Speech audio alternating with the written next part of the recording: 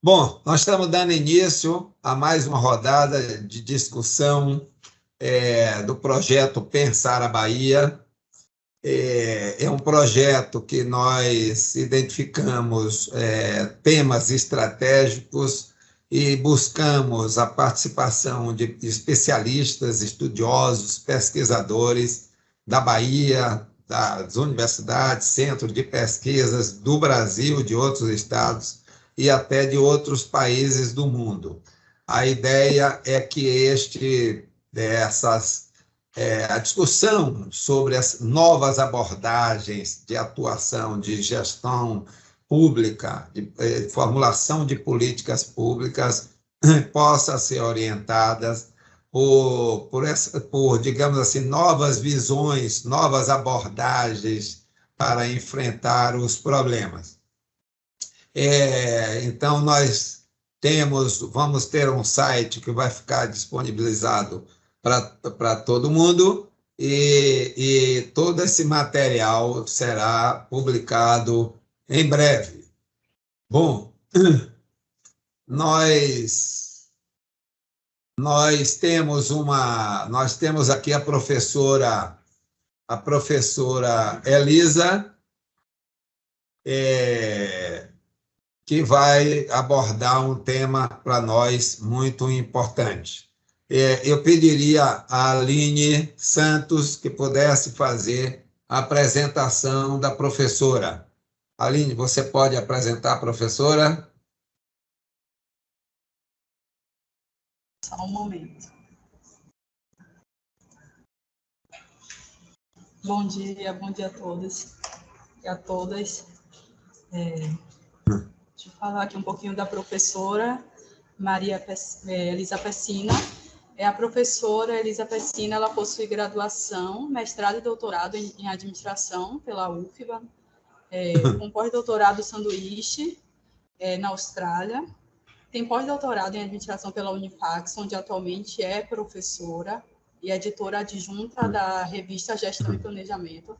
Também é diretora de pesquisa da BRASP, uma aliança brasileira de pesquisadores dedicado à pesquisa em finanças e investimentos sustentáveis, com dedicação há 10 anos a pesquisar temas relacionados a interfaces do Sistema de Cooperação Internacional para o Desenvolvimento, que é o tema da reunião de hoje, né?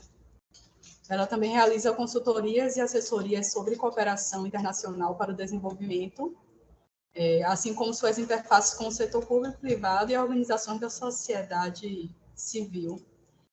Seja bem-vinda, professora Elisa. Obrigado, Aline. Professora, a ideia é que a senhora fique com um tempo que a gente estima de 30, 40 minutos, se precisar de mais um pouco, pode ficar à vontade.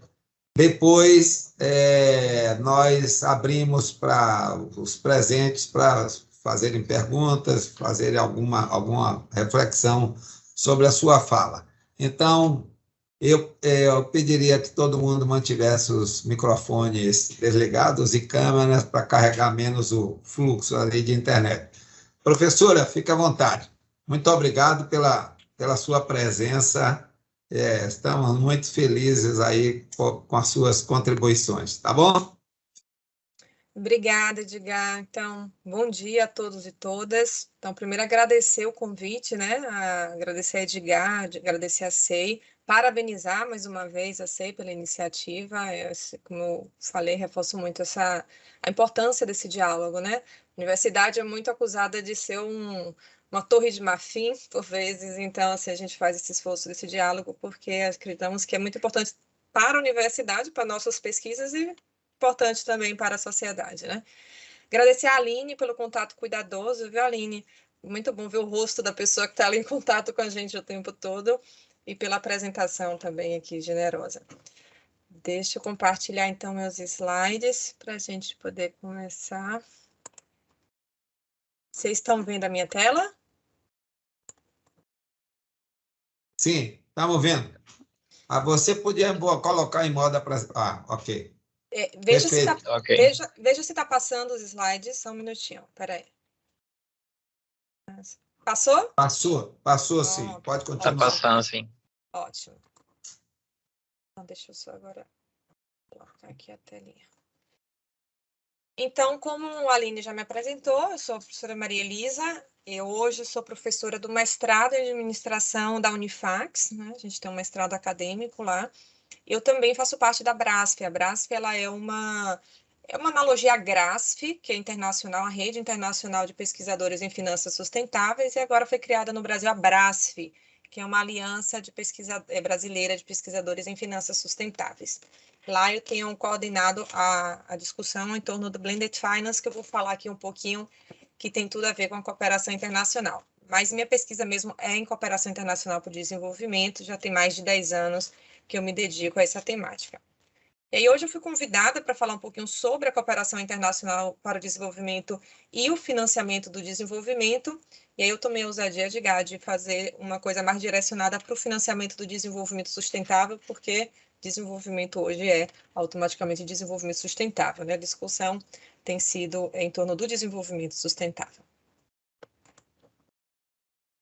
Então, antes de falar sobre como tem se dado essa relação com o Brasil, eu gostaria de esclarecer aqui alguns conceitos importantes para facilitar a compreensão do que eu vou falar mais à frente, né?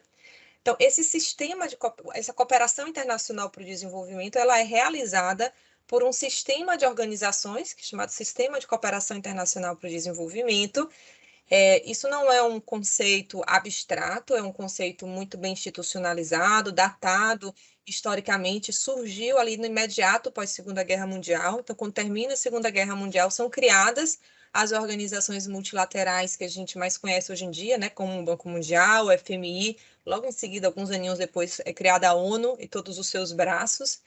E são criadas também, ali ao longo daquele período, final da década de 40, principalmente década de 50, as organizações bilaterais de cooperação internacional para o desenvolvimento. Muitas delas, possivelmente, vocês já ouviram falar, como, por exemplo, a GIZ, que é a Agência da Cooperação Alemã, que não tinha esse nome, né, quando foi criada, era DED, e GTZ, depois virou GIZ, talvez os mais antigos tenham ainda convivido com essas duas outras, DED e GTZ.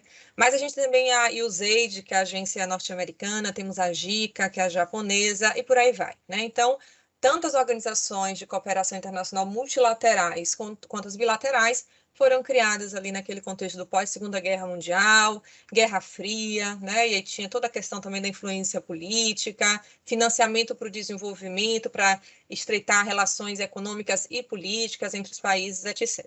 Tem todo esse contexto aí de criação das organizações internacionais, das quais a gente vai falar hoje. E esse sistema ele utiliza... Vocês me ouvem? Está entrando um ruído aqui agora, tipo interferência. Não, tudo bem. Tudo certo. Estamos te ouvindo bem, ótimo. Tá. Então, esse sistema ele utiliza alguns instrumentos de cooperação internacional. O mais conhecido é a Ajuda Internacional para o Desenvolvimento, que inclusive vem mudando de nome para financiamento concessional. Concessional é doação, né? Mas esse termo ajuda foi caindo em desuso. E aí a gente vai ver muitos documentos internacionais usando o termo financiamento concessional, mas ainda a gente usa muito ajuda oficial para o desenvolvimento. Tem outros instrumentos também que são considerados cooperação internacional para o desenvolvimento, por exemplo, empréstimos a nível internacional do Banco Mundial, do FMI, utilizados com fins de promoção do desenvolvimento sem doação, né? São outros fluxos de financiamento para o desenvolvimento. Também são considerados instrumentos de cooperação internacional para o desenvolvimento. Mas, indiscutivelmente, o instrumento mais conhecido e mais valorizado na cooperação internacional, muitas vezes confundido, inclusive, com cooperação internacional, é a ajuda oficial para o desenvolvimento. E esse instrumento ele é muito importante, desde a criação das organizações internacionais. Ele faz parte, muito pouca gente sabe, mas faz parte de uma obrigação, de um compromisso assumido pelos países desenvolvidos no âmbito da OCDE. Então, a OCDE ela regulamenta um sistema de ajuda internacional que foi estabelecido ali em 1970, no qual todos os países desenvolvidos, ou seja, todos os países que fazem parte da OCDE, assumem um compromisso de doar 0,7% do seu PIB para ações de ajuda internacional para o desenvolvimento, de promoção ao desenvolvimento. essa é considerada uma espécie de política social no âmbito internacional, né? Então, países desenvolvidos doando 0,7% de seu PIB para promover o desenvolvimento nos países em desenvolvimento.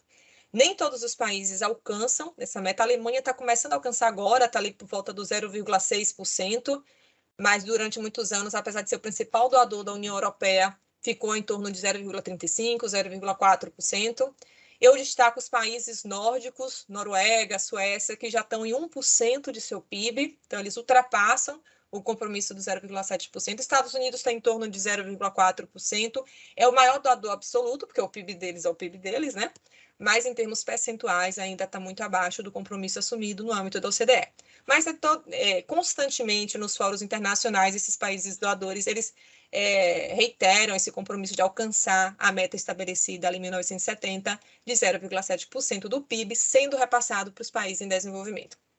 Então, como eu disse, é a OCDE quem regulamenta isso. Tem um órgão dentro da OCDE que chama o CAD, em inglês a sigla fica DAC, né, que é o Comitê de Assistência ao Desenvolvimento, e ele é basicamente um órgão de estatística. Ele levanta todas as doações, para quem foi doado, para qual setor foi doado. Ele divulga a cada 2 anos uma lista de receptores. O Brasil quase sai dessa lista, em um momento ali no final do primeiro governo Lula, que é uma lista dos países que tem os países mais pobres, digamos assim, os países que são elegíveis para receber ajuda internacional para o desenvolvimento. O Brasil, apesar, naquele momento que o Brasil se fortalece muito na cooperação Sul-Sul, né, passa a ser um doador importante e que atinge também um nível de potência emergente e tal, ali o Brasil ele quase sai dessa lista, mas depois permaneceu. Então, essas estatísticas que são computadas e divulgadas pelo CAD são muito importantes no sistema internacional, no sentido de mostrar assim, quem está cumprindo esse compromisso acordado internacionalmente, quem está fazendo sua parte em prol do desenvolvimento internacional. Nas relações internacionais, a gente costuma chamar isso de um soft power, né? Então, assim, fica bem na fita quem cumpre esse compromisso, que se mostra comprometido com a promoção do desenvolvimento internacional. Eu gostaria que vocês guardassem esse número. Então, em 2020, a gente fez um levantamento. Os fluxos de ajuda internacional para o desenvolvimento estavam ali em torno de 169 bilhões por ano, tá? Somando os países da OCDE e outros que não são da OCDE. Por exemplo, a cooperação Sul-Sul, as doações do Brasil, por exemplo, estão aqui nesse montante. Mas se for considerar só os países da OCDE, do CAD e da OCDE, foi 152 bilhões. Então, peço que vocês prestem atenção nesse dado, porque mais para frente a gente volta a falar sobre isso. Então, essa ajuda internacional, ela vem sendo realizada ali desde o pós-Segunda Guerra Mundial, mas ela segue agendas diferentes. Então, quando eu digo que hoje o imperativo é o desenvolvimento sustentável, a gente sabe que nem sempre foi assim. Então, só como exemplo, eu trago aqui dados sobre a ajuda britânica na década de 60. Isso aqui eu peguei no relatório da OCDE, de um encontro que foi realizado em 1970, onde todos os países doadores faziam uma espécie de prestação de contas de como vinha aplicando os recursos da sua cooperação internacional. E aí vocês podem observar que são basicamente projetos de criação de infraestrutura, né? Estrada, hospital, portos, aeroportos. Outra coisa que nos chama a atenção também é que são países ex-colônias, né? Naquele período ainda colônias, alguns, da Inglaterra. Então, essa relação para manter também aquela relação diferenciada política e economicamente.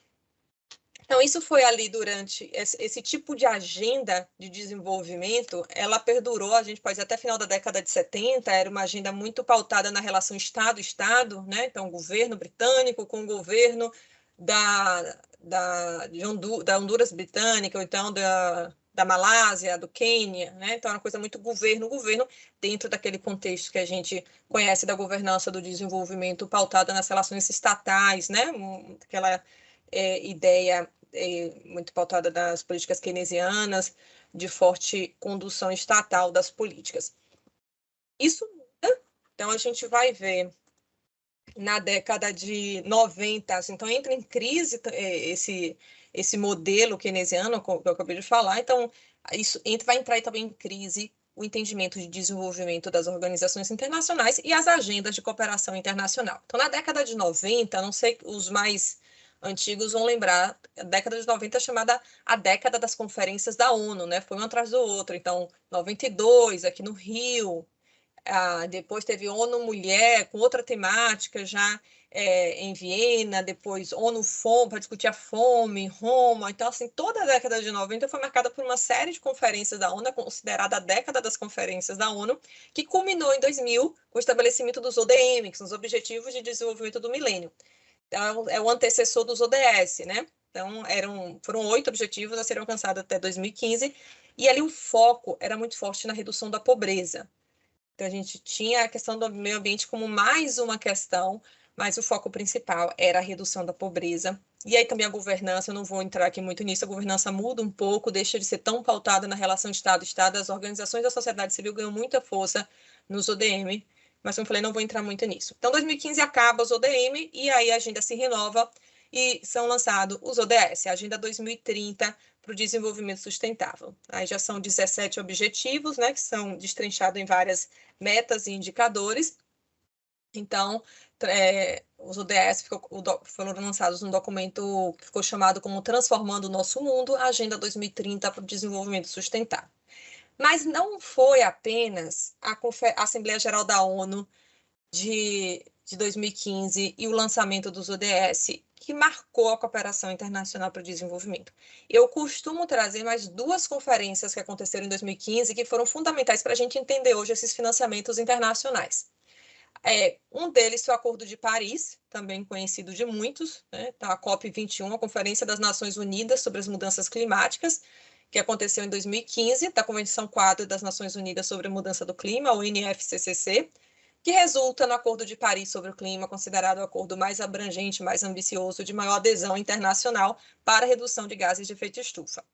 Então, o Acordo de Paris, ele traz para a cooperação internacional, para o centro da cooperação internacional, a agenda do meio ambiente, das mudanças climáticas. A gente vai ver aqui mais para frente alguns projetos de cooperação com o Brasil, a gente vai poder perceber como alguns países, basicamente 90%, 100% da cooperação são projetos voltados para mudanças climáticas, para meio ambiente.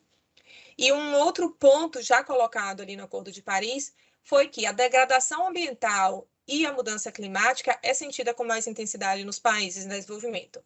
Então, se precisa criar mecanismos de compensação para os países em desenvolvimento, mecanismos de compensação financeira, inclusive, já que eles são os mais afetados pelas mudanças climáticas. Então, só a título de exemplo, em 2018, 33% da ajuda internacional foi para o tema do meio ambiente como objetivo principal e 26% da ajuda internacional teve a mudança climática como objetivo principal. O Acordo de Paris, como muitos sabem, ele estabelece um sistema de revisão periódica, então a gente vai ter agora mais uma COP, né, onde os países que assinaram o acordo prestam contas dos seus esforços, né, para reduzir o aumento da temperatura mundial. Então, todos os países têm essa revisão periódica sobre os esforços de todos os países para limitar o aumento da temperatura, mas também o Acordo de Paris, como eu falei, estabeleceu mecanismos financeiros para ajudar os países menos desenvolvidos a fazerem a transição para economias mais limpas. E aí eu vou dar alguns exemplos desses mecanismos financeiros. Então, no Acordo de Paris, os países desenvolvidos se comprometeram a auxiliar os países emergentes em seus planos e estratégias de mitigação e adaptação, mobilizando o financiamento climático para além dos esforços anteriores. Então, já tínhamos a cooperação internacional convencional, né, através de organismos multilaterais e bilaterais, mas principalmente cooperação técnica e financeira. Aí deixa eu só citar abrir um parêntese. Quando eu falo da ajuda internacional, gente, é uma ajuda que vem basicamente em 2 modalidades. Uma é a ajuda financeira, então repasse de recursos para os países em desenvolvimento financiarem suas políticas públicas, ou uma ajuda técnica. A ajuda técnica é uma ajuda voltada para enviar assessores, consultores, especialistas para implementar a política pública, estruturas de gestão. Então, Por exemplo, a GIZ, do lado da Alemanha, é quem faz essa cooperação técnica, né? Volta e meia tem um técnico da GIZ aqui na Prefeitura de Salvador, por exemplo. Agora tem, que eu sei, tem uma cooperação na área de evitar deslizamentos de terra, né? Durante as chuvas e tal. Então, um modelo de sucesso já experimentado em outras cidades sendo trazido para Salvador. Então, isso é um exemplo de cooperação técnica. Fica alguns especialistas alemães aqui desenvolvendo esse tipo de assessoria. E a gente recebe muita cooperação técnica, né, aqui no Brasil.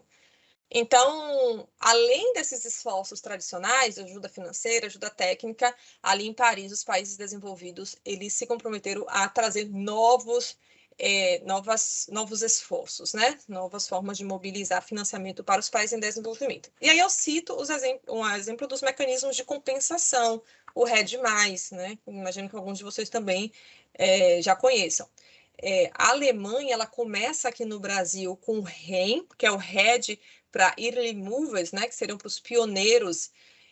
Foi um projeto que começou com o Mato Grosso e o Acre, ainda está acontecendo, está na fase 2, agora ali no Acre, mas é um projeto que visa compensar financeiramente os estados, seja ou o governo federal ou os estados, nesse caso são os estados do Mato Grosso e do Acre, que comprovem que tem diminuído o desmatamento. Então, vamos dar um exemplo, em algum momento o governador do Mato Grosso foi em uma dessas COPs e mostrou, olha, nós, lá no Mato Grosso, estamos diminuindo o nosso desmatamento. E comprovou, por A mais B, como nos últimos, não lembro agora, últimos 10 anos, vem reduzindo paulativamente o desmatamento. Em algum momento, não sei se vocês devem lembrar da última queimada, que foi bastante divulgada ali, que aconteceu no Mato Grosso, as últimas queimadas, que, né, a própria fauna, vários animais morreram, foi muito divulgado isso. Naquele momento foi suspenso os repasses para o Mato Grosso, mas o programa, o REM, ele não é apenas compensação por, a gente chama carbono sequestrado, né, por áreas não desmatadas. Ele tem uma série de outros programas paralelos. Por exemplo, lá no Mato Grosso, a GIZ, ela fazia dentro do REM, ela fazia outros projetos com agricultores, por exemplo, pessoal da agropecuária e do agronegócio de forma geral. Então, tinha um projeto de rastreabilidade da soja e de rastreabilidade da carne, né? Dentro de uma tendência que a gente também tem visto crescer bastante, que é a tendência das cadeias produtivas sustentáveis. Então, dentro de toda essa discussão sobre o desenvolvimento sustentável, tem ganhando força a discussão sobre a importância das cadeias produtivas sustentáveis. A gente vai ver aqui na frente como o setor privado vem ganhando relevância na governança do desenvolvimento sustentável,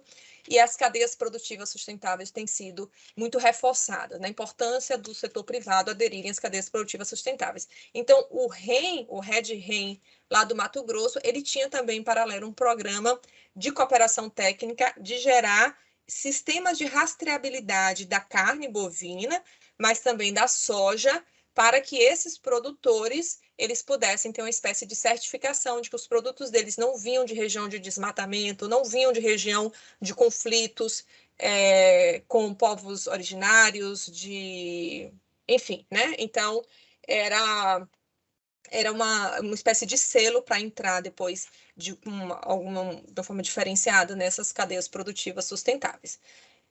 Eu não sei se vocês já viram ali na Lindt do Shopping Salvador, fica passando um videozinho de como a Lindt compra o cacau da mão de produtores que têm selos de produção sustentável, tem toda essa discussão agora do ESG, né? Então, o impacto ambiental, o impacto social, a questão de governança também, a relação com os funcionários, de não ter relações com o trabalho escravo, por exemplo, uma boa relação com os sindicatos. Então, assim, a gente vê se fechar um cerco, quem pesquisa isso vê com muita clareza, assim, se fechar um cerco, principalmente em torno das empresas, para que elas possam aderir às cadeias produtivas sustentáveis, por exemplo. E aí a gente vai ver a cooperação internacional desenvolver mecanismos de intermediar isso, né? De facilitar isso, de dar esse suporte, podemos dizer assim, como acontece historicamente para o funcionamento desse mercado.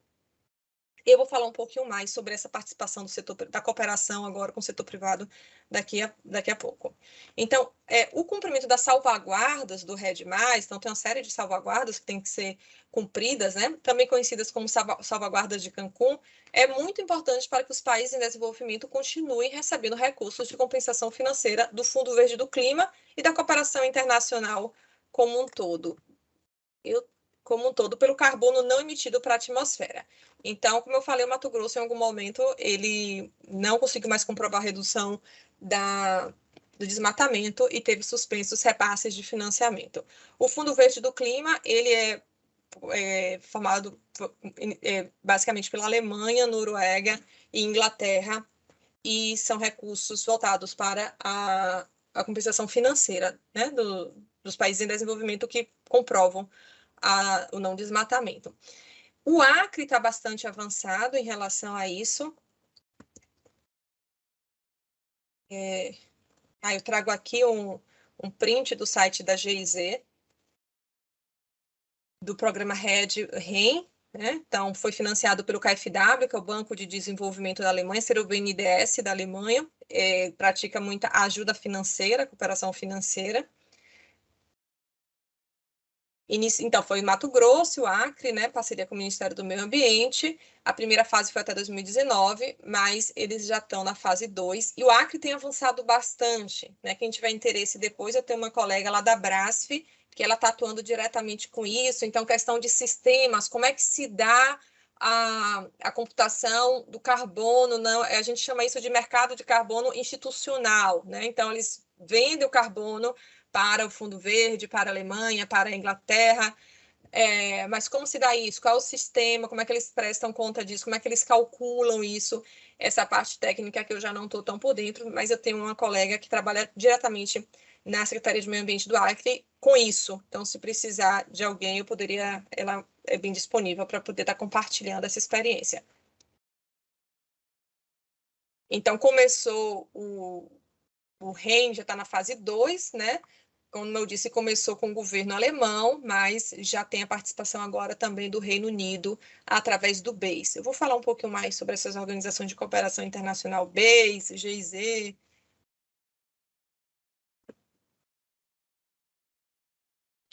E aí, uma outra tendência que eu tenho, quando a gente vai falar sobre financiamento internacional, a gente não pode deixar de falar, uma última tendência também tem sido essa relação com o setor privado. Então, eu disse ali atrás que tivemos a Assembleia Geral da ONU em 2015, que lançou os ODS, foi uma primeira conferência muito importante para a gente entender os ODS, teve o Acordo de Paris também em 2015, muito importante para a gente entender os ODS, e tem uma terceira conferência também, que pouquíssimo falada, mas muito importante para a gente compreender os ODS, que é a Conferência Internacional sobre o Financiamento do Desenvolvimento de Addis Abeba, que gera a Agenda de Ação de Addis Abeba. Ali se faz um cálculo de que, para se alcançar os ODS, precisa ter um repasse anual de 2,5 trilhões de dólares por ano. Esse cálculo depois é refeito para 3,5 trilhões de dólares por ano. Lembra que eu falei que, atualmente, a cooperação, a ajuda internacional, está em volta de 152 bilhões, contabilizando os países do CAD. Se a gente for olhar todos, dá 169, né? Mas contando os países do CAD, está em 152 bilhões. Então, vocês percebem aí uma diferença grande entre o que é calculado ali em Addis Abeba para o que está sendo repassado na prática, né? E de onde vai vir essa diferença? De onde vai se tirar? Porque aqui a gente está falando de ajuda pública internacional, são recursos dos contribuintes dos países desenvolvidos repassados para os países em desenvolvimento. Mas essa diferença vai vir de onde? E é aí que a gente vai perceber um apelo a um conjunto diversificado de atores, e aí eu destaco as empresas, para mobilizar recursos para os ODS. Então, é daí que a gente vai ver o crescimento substancial dos negócios de impacto, né, das cadeias produtivas sustentáveis. Isso vem a partir de uma série de compromissos que as empresas passam a assumir no âmbito das articulações internacionais para o engajamento com os ODS. Mas não são apenas compromissos, é também acesso a recursos. Então, deixa eu explicar um pouco melhor. A ajuda internacional, que, como eu falei, historicamente é repassada de governo para governo. Ali nos ODM, cresce o repasse para organizações da sociedade civil. A partir dos ODS, se fortalece a importância de utilizar a ajuda pública internacional para subsidiar investimentos do setor privado nos ODS. Então, vão ser empresas, investidores privados, contando com subsídios da ajuda pública internacional para ajudar a chegar a esses 2,5 trilhões de dólares por ano. Então, a comunidade internacional fala, nós não temos 2,5 trilhões de dólares por ano apenas de ajuda pública internacional, mas a gente pode usar a ajuda pública internacional que nós temos para alavancar outros investimentos nos ODS, principalmente no setor privado. Então, que se fala ali da importância de alinhar investimento privado para o desenvolvimento sustentável com políticas públicas e quadros regulatórios para estabelecer incentivos corretos. A gente vai ver que, por exemplo, no Brasil, em junho deste ano, o BNDES já lança um edital para pensar como fazer aqui no Brasil esses mecanismos. Um dos principais mecanismos, que é o que eu venho estudando, é o do Blended Finance, né?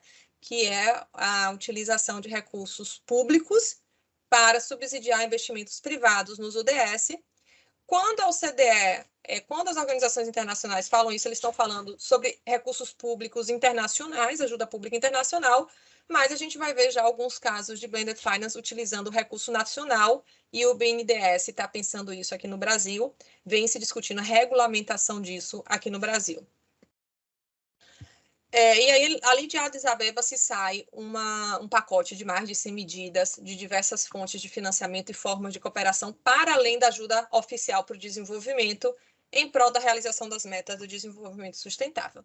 Como eu falei, eu destaco, dentro dessas 100 medidas, o Blended Finance. Blended Finance, na verdade, ele é um conceito bem amplo que vai ser executado de diferentes formas. Mas o conceito é uso de fundos oficiais, incluindo doações, para mobilizar fluxos adicionais de capital, público-privado, para mercados emergentes e fronteiriços. Recursos vindos de uma combinação da iniciativa privada com o dinheiro da ajuda pública internacional, ou filantrópico. A gente tem visto muito caso de Blended Finance com uso de recurso filantrópico, né? Financiando projetos de impacto, seja de forma direta ou aplicados no fundo de apoio a iniciativas consideradas geralmente excessivamente arriscadas pelo mercado. Então, aquele investimento num projeto de energia renovável que o setor privado não faria por ser arriscado, por ser o retorno ser incerto, mas contando com essa doação, né, da ajuda pública internacional, ele entraria. Eu trago aqui esse caso, então, do Brasil começando, né? Vocês podem ver que o edital foi de junho de 2022 a discutir. Eu acredito que, se não chegou, deve estar chegando alguns projetos, algumas propostas já no governo do estado que vocês percebem uma alusão maior à participação do setor privado. Esse edital do BNDES já teve um resultado parcial, a gente vê muitos grupos financeiros, inclusive, participando, mas tem a Natura também. Então, o Blended Finance, no pé da letra, significa finanças combinadas, né? É uma forma de atrair capital do mercado para preencher lacunas financeiras e ajudar a atingir os ODS. Segundo a OCDE, trata-se de mobilização de capital adicional, que de outra forma não apoiaria os resultados do desenvolvimento. Isso é cada vez mais necessário para deslocar os trilhões necessários para atingir os ODS. Então, a OCDE, novamente, em 2020, vai dizer que o Blended Finance é uma abordagem que visa atrair capital comercial para projetos que beneficiam a sociedade, ao mesmo tempo que proporcionam retorno financeiro aos investidores. Então, conciliar retorno financeiro aos investidores, a gente sabe que o setor privado trabalha com retorno financeiro, mas, ao mesmo tempo, ajudar ao alcance dos ODS, né? Então, atualmente, pelo menos 17 membros do CAD da OCDE já realizam ações de Blended Finance, vem crescendo bastante, a gente vê um crescimento de 11 bilhões em 2005 para 41 bilhões em 2018.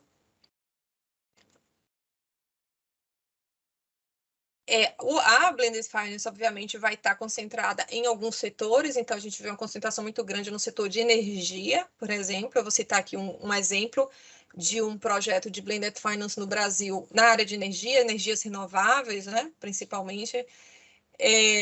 A gente vê também crescendo bastante Blended Finance em investimentos financeiros, então no mercado financeiro, os Green Bonds, a Green Finance, né, toda essa discussão de emissão de títulos verdes, regulamentação disso. Tem um projeto de cooperação em curso com o Brasil, da Inglaterra, que é só voltado para essa parte da regulamentação, cooperação técnica, né, para a regulamentação do mercado de Green Bonds no Brasil. Então, só para dizer assim, como vem crescendo e como que a cooperação internacional vem subsidiando o crescimento dessa dinâmica de envolvimento do setor privado no alcance dos ODS.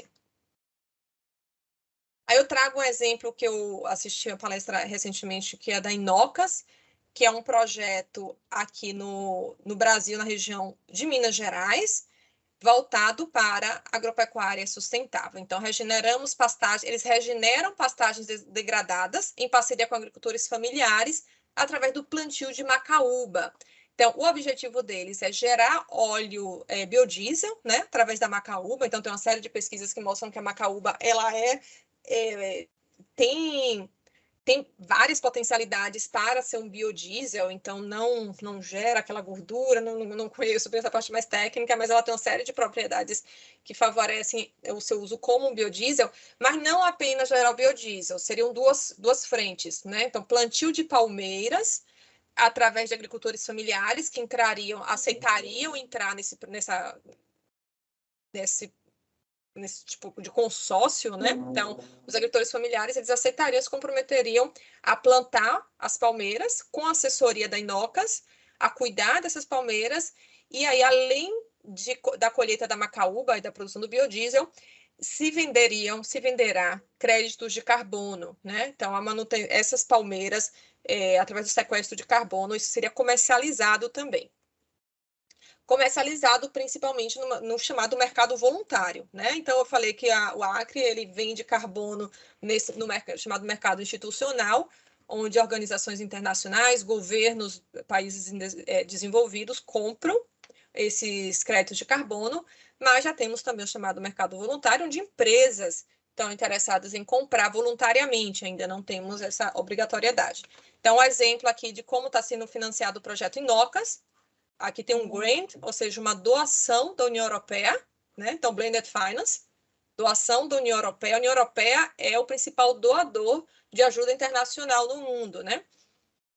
Temos também a doação do BID, que é uma parte é doação, outra parte é empréstimo mesmo. O BID trabalha muito assim, para quem não sabe, o Banco Mundial e seus braços, né? BID, que é o Interamericano de Desenvolvimento, mas asiático, africano, o Banco Mundial tem seus braços, eles também trabalham com recursos concessionais. Eles têm os empréstimos, mas tem as chamadas janelas concessionais que praticam cooperação internacional para o desenvolvimento, ajuda internacional, seja através de uns juros que não vai ser cobrado, enfim, os cálculos são bem complexos para dizer o que é que foi doação ou não ali naquele empréstimo, né?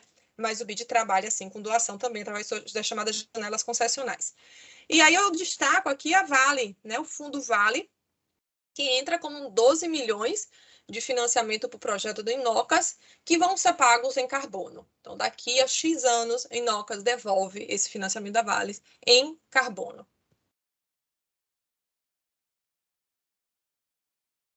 E aí eu queria passar por agora para destacar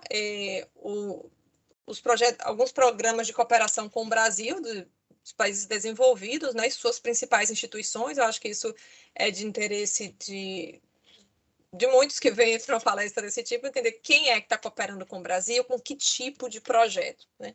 Aí eu destaco a Alemanha. A Alemanha é o país que eu mais venho estudando desde o mestrado, a cooperação da Alemanha com o Brasil, e é um país que coopera muito com o Brasil, com a América Latina em geral, mas com o Brasil, seja com o governo, seja com organizações da sociedade civil, então organizações históricas brasileiras que foram financiadas por ONGs da Alemanha que praticam cooperação internacional. Também não vou adentrar nisso, mas ONGs também praticam cooperação, já que elas não geram recurso próprio, elas recebem recursos de seus governos e fazem cooperação internacional para o desenvolvimento.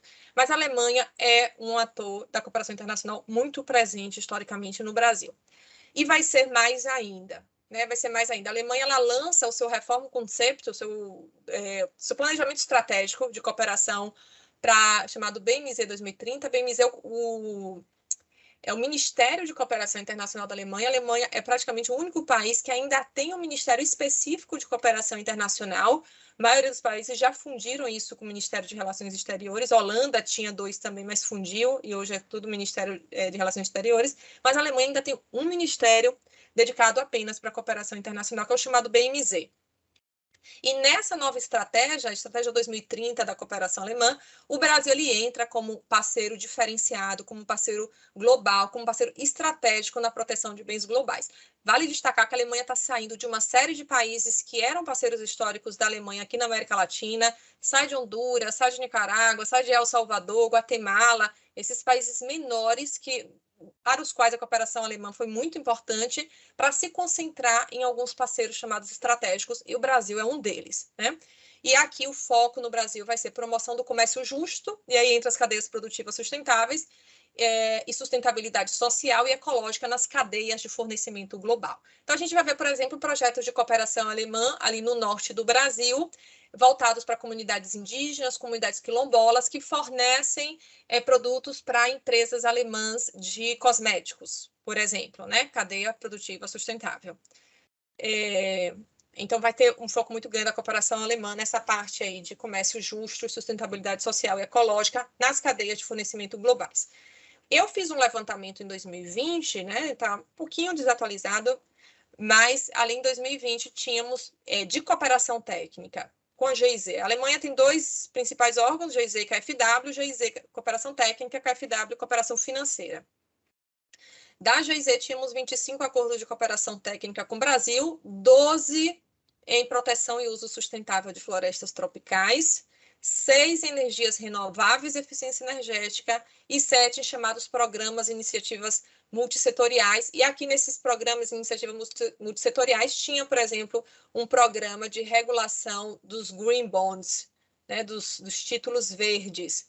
Então, também voltados para a parte do meio ambiente. Então, a gente vê aí uma predominância grande da pauta do meio ambiente. KfW, então, 100% dos programas voltados para o meio ambiente. Tinham 4 projetos de cooperação financeira grandes, Um era as fazendas eólicas via BNDES, o Fundo Amazônia, que é muito conhecido, Parceria da Alemanha e da Noruega para um conjunto de programas, mas muito voltado também para o RED, ali na Amazônia. Aí tem áreas de proteção da Amazônia, programas de corredores ecológicos. A gente vai ver que esses programas eles se interconectam muito. Por exemplo, a Alemanha tem muito programa relacionado à regularização fundiária na Amazônia. Então, como você vai falar em cadeias produtivas sustentáveis, em venda de créditos de carbono, se não tem a regularização fundiária, se essas comunidades quilombolas, indígenas, eu sei de muitos projetos voltados para comunidades indígenas e quilombolas, não tem não tem nem títulos ali da terra. Então, tem muito programa voltado, por exemplo, para regularização fundiária também. Outro país presente no Brasil que a gente acabou levantando a cooperação foi a francesa. A cooperação dela é via a Agência Francesa para o Desenvolvimento, a AFD. Quando a gente levantou, tinham 7 projetos no Brasil, todos com o setor público, E mais uma vez a gente vê água e saneamento, cidades sustentáveis, saúde e proteção social, energia, clima, infraestrutura, biodiversidade. Então, assim, tem proteção social e saúde ali no meio, mas a gente vê basicamente também só meio ambiente, A AFD lá no Brasil atua... Gente, ultrapassei meu horário? Posso continuar falando? Pode continuar, professora. Está excelente. Tá. Então, a AFD ela atua mediante empréstimos para o setor público, mas também privado. Ela tem a Proparco, que é uma subsidiária da AFD que trabalha com o setor privado, mobilizando fundos de subvenção para financiar apoio técnico, de expertise, também por meio de apoio, consultoria e diálogo sobre políticas públicas. o contato com essas agências, ela pode se dar de duas formas, seja diretamente para a agência, enviando e-mail, né, em nome, não sei, do governo do estado, em nome da SEI, ou via embaixada também, viu? Embaixada da França no Brasil, por exemplo. E aí eu destaco também mais uma, que é a cooperação norueguesa com o Brasil, né, uma das principais, depois da Alemanha. Quando a gente fez o levantamento, mais de 75% dos projetos eram em meio ambiente e energia, seguido de governança, sociedade civil e prevenção de conflitos. A Noruega tem uma relação muito forte com a sociedade civil no Brasil, principalmente também ali no norte, através da linha dela de projetos para povos indígenas. As agências norueguesas principais são a NORAD, a Agência Norueguesa de Cooperação para o Desenvolvimento, e a Norfund. A Norfund ela trabalha muito com o setor privado, nessa perspectiva de desenvolvimento das cadeias produtivas sustentáveis, de blended finance. Na área do meio ambiente e energia, a gente destaca o Fundo Amazônia, a Noruega é o principal doador do Fundo Amazônia, e os programas, como eu falei, voltados para apoio a povos indígenas, que aí já se dá principalmente com OSC, Organizações da Sociedade Civil. Então, já falei aqui, né, que o Programa Norueguês de Apoio aos Povos Indígenas tem uma estreita parceria com a sociedade civil, e aqui no Brasil é gerido pela Embaixada Norueguesa no Brasil, especificamente esses programas de apoio aos povos indígenas. Quem tiver interesse, aí o contato deve ser direto com a Embaixada Norueguesa no Brasil. A NORAD, ela trabalha com editais, ela tem uma característica também interessante, que ela não trabalha só com editais, né? Cada agência vai ter sua forma de trabalhar. Ela trabalha também com chamada livre demanda, então se escreve um projeto e se envia para a NORAD, eles aceitam esse tipo de contato, né? No site mesmo eles colocam lá essa possibilidade. Em 2019, tínhamos 82 projetos de cooperação com o Brasil, e aí 76 eram com organizações não governamentais. A cooperação norueguesa teve um problema com o governo brasileiro, né, relacionado inclusive ao Fundo Amazônia, e aí acabou focando mais nos últimos anos na cooperação com organizações da sociedade civil. E aí um país que a gente também não pode deixar de destacar é o Reino Unido. O Reino Unido tem cooperado, cresce cada vez mais com o Brasil, e muito interessado nessa área de negócios verdes, negócios sustentáveis, créditos de carbono. Antigamente, quem já lidou com a cooperação britânica, a gente tinha o DFID, que era o Departamento para o Desenvolvimento Internacional. Ele foi recentemente substituído pelo FCDO, que é o Escritório de Relações Exteriores e do Commonwealth. O FCDO ele coordena diversos outros departamentos e fundos na delegação e execução de projetos de ajuda internacional. A cooperação do Reino Unido é a que eu vejo ser mais fragmentada. Tem a FCDO, que ela coordena, mas aí a gente vai ver, por exemplo, o BEIS, que é muito presente no Brasil, que é o Departamento de Negócios, Energias e Estratégias Industriais. Então, a gente vai ver o BEIS trabalhando muito com crédito de carbono no Brasil, e é um departamento de negócios, energia e estratégias industriais, né? Mas a gente tem aqui no Brasil também projetos do DEFRA, que é o Ministério de Meio Ambiente, Alimentos e Agricultura da Inglaterra. Mas a maior parte de 54 projetos que a gente levantou vigentes no Brasil em 2020, totalmente fragmentados, doadores, 35 era via BEIS. Então, programas de cooperação do Reino Unido com o Brasil, Programa para Energia Limpa, Programa para Cidades Inteligentes, Programa de Finanças Verdes, então está investido muito também nessa parte de regulamentação do mercado de finanças verdes, os Green Bonds, né?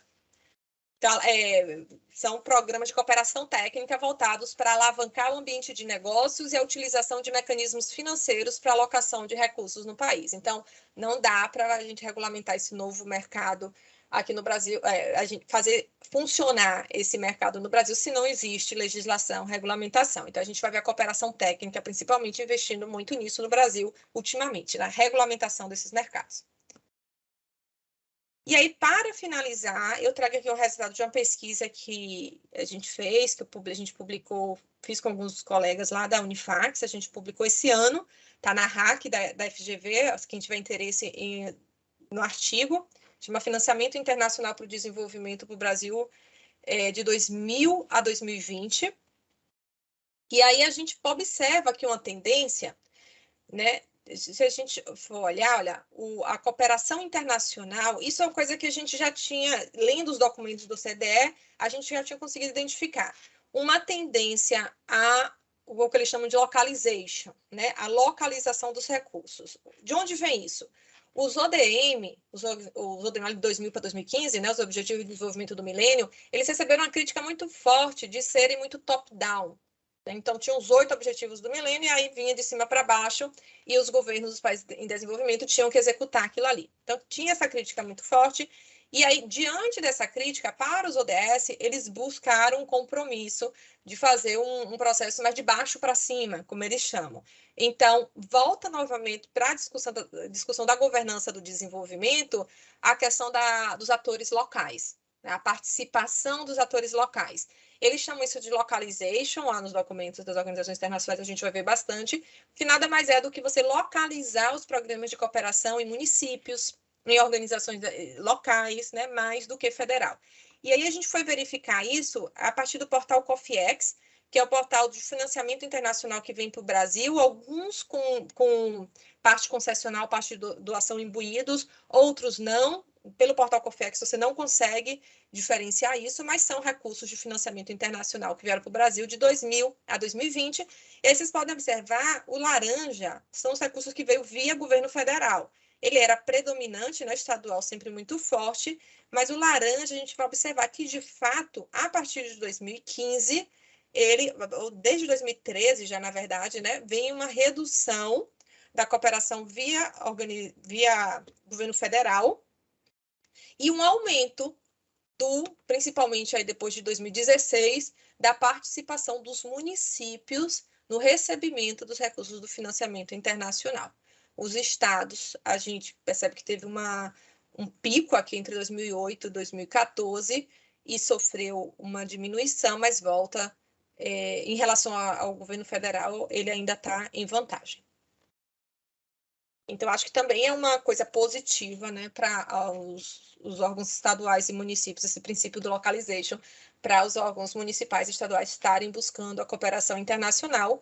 Como eu disse, eu tenho acompanhado o caso do Acre, eles têm conseguido muitas parcerias internacionais, principalmente relacionadas ao crédito de carbono.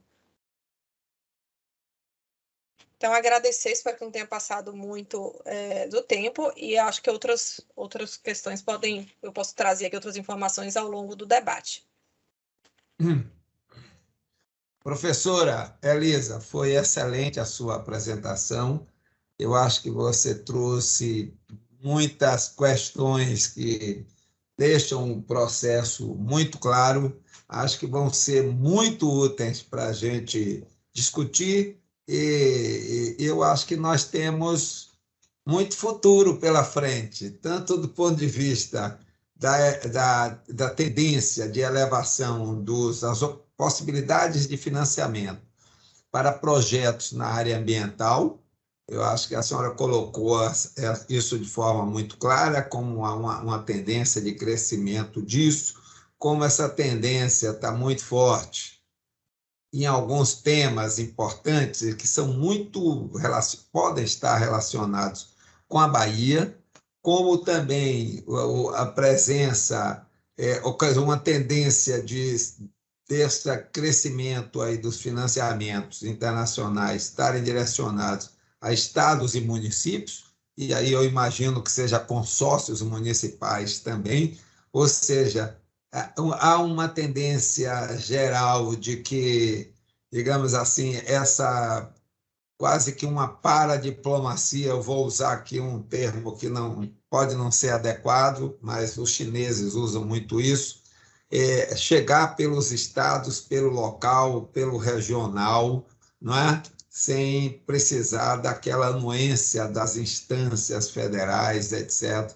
Eu acho que isso é um caminho que a gente pode desvendar, e eu acho também que a senhora colocou as oportunidades de financiamentos dos governos mais importantes, como os governos da Alemanha, Noruega, França, inclusive depois da eleição, a Noruega já abriu de novo sua possibilidade de voltar a financiar os projetos da Amazônia, e hoje está nos jornais que a Alemanha também já está estudando essa volta desse financiamento, que a senhora colocou aqui de forma muito clara. Então, para mim foi muito interessante ouvir aí seus conhecimentos, suas sabedorias. Eu deixaria aberto para quem quer fazer alguma observação sobre a apresentação da professora Elisa. Anderson já abriu a tela. Seu microfone, por favor, Anderson. Está aberto já está aberto. Professora Maria Elisa, primeiro, parabenizá-la pela excelente apresentação, né? Dizer que seus conhecimentos vão ser muito necessários, né, para o que a gente pensa lá na frente. E, claro, a depender de toda a estrutura de governo que vai se colocar daí, mas eu acho que no Pensar Bahia a gente tem tentado exatamente trazer essas possibilidades outras, né, para que solte as amarras do Estado, para que a gente não fique preso. Muitas vezes tem bons projetos, mas que eles não avançam por falta de financiamento. Então, se eu consigo fazer esse link com órgãos internacionais, talvez eu consiga um financiamento mais fácil, né, para alavancar alguns projetos. Bom, nesse sentido, existe hoje no mundo, e eu tive a oportunidade de conversar com o presidente de uma associação internacional, que por sinal é brasileiro, embora more em Israel, do empreendedorismo social, né? Que é a tendência de eu criar empresas que, embora tenham o seu objetivo de lucro, ela tem como objetivo mais forte redução do... como é que eu diria? Redução de um problema social, e geralmente ela usa os ODS da ONU como referência para isso, né? Como é que são tratadas esse movimento? A senhora tem alguma notícia de como esse movimento é visto dentro desse processo e como a gente pode usá-lo, por exemplo, né, conseguir um acordo de um fundo que possa ter algum recurso para que a gente possa criar um edital na FAPESB voltado para esse tipo de empresa, né? Estou aqui trazendo um exemplo do que me surgiu na cabeça, né? Como é que a senhora vê isso aí, que a senhora, no trabalho da senhora e na vivência da senhora? Então, Anderson, obrigada pela sua fala, porque, como eu cheguei a colocar ali, até o caso do Inocas, né? Esse empreendedorismo social que a gente chama de negócios híbridos, ele tem sido uma tendência que surge nas organizações internacionais, assim como o Blended Finance, né? Surge nas organizações internacionais, e aí a gente vai ver que tem como pano de fundo todos esses estudos relacionados às mudanças climáticas que colocam que, se não reduzir a emissão de gases de efeito estufa, o próprio sistema capitalista, ou seja, a própria sustentabilidade financeira das empresas está comprometida. Só para vocês terem ideia, se a gente continuar o mundo, né, emitindo gases de efeito estufa no nível que a gente vem emitindo, até 2050, o Brasil perde toda a sua competitividade na produção de commodities agrícolas. A gente vai ter um nível já de temperatura que não vai permitir mais que o Brasil seja esse grande produtor tão eficaz, digamos, com todo esse diferencial competitivo, né? Canadá vai ter mais vantagem do que o Brasil. Então, todos esses estudos têm tentado, e eu acho que têm conseguido, porque eu comecei também a olhar para esses negócios sociais, empreendimentos sociais, de uma forma meio cética, porque é uma conversa antiga, né?